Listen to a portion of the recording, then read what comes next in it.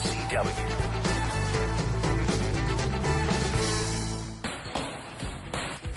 He is one of the most dangerous men in the entire world, and I say that without a hint of exaggeration. This is Dan Henderson.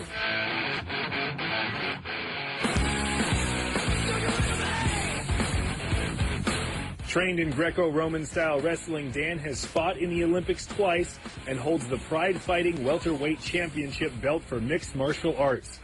Strangest part of it all is he's also a really nice guy. That being said, he was more than happy to throw me around like a sack of potatoes.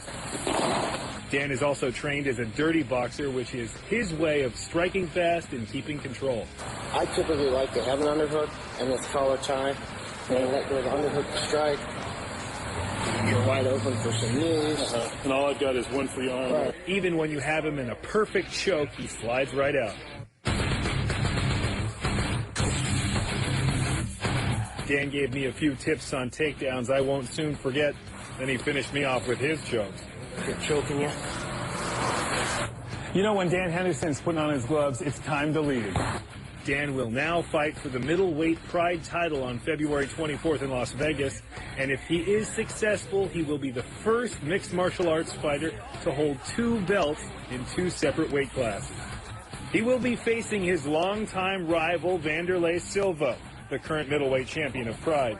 It's been 6 years since their last fight, in which Silva beat Henderson by decision. Looking at our faces afterwards, you wouldn't think I was the one that lost, but, you know, he won the fight.